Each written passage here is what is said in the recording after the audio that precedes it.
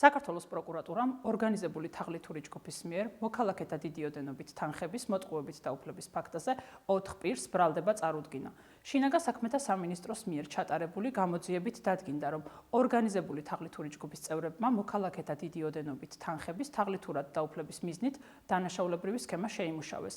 თაღლითური ჯგუფის წევრები უკავშირდებოდნენ მოქალაქეებს, თითქოს იყვნენ სამართალდამცავი ორგანოს თანამშრომლები და ატყობინებდნენ, რომ მათი ოჯახის წევრი ავარიის შედეგად საავადმყოფოში იმყოფებოდა. თაღლითური ჯგუფის წევრები უხსნიდნენ მათ, რომ ავარია გამოწვეული იყო მათი ოჯახის წევრის ბრალეულობით და პასუხისმგებლობის არიდების და სიცოცხლის შესანარჩუნებლად საჭირო იყო ნაღდი ფულის გაგზავნა.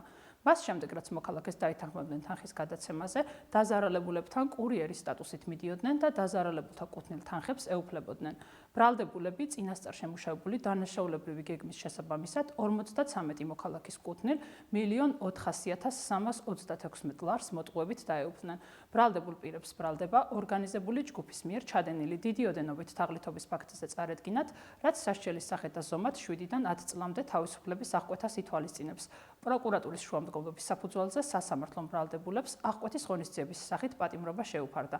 შინაგან საქმეთა სამინისტრო აგრძელებს გამოძიებას დანაშაულის მონაწილე სხვა პირების დადგენა გამოვლენის და სხვა დანაშაულებრივი ეპიზოდების დადგენის მიზნით, რის შემდგომაც შესაძლოა დაზარალებულ პირთა წრე გაიზარდოს.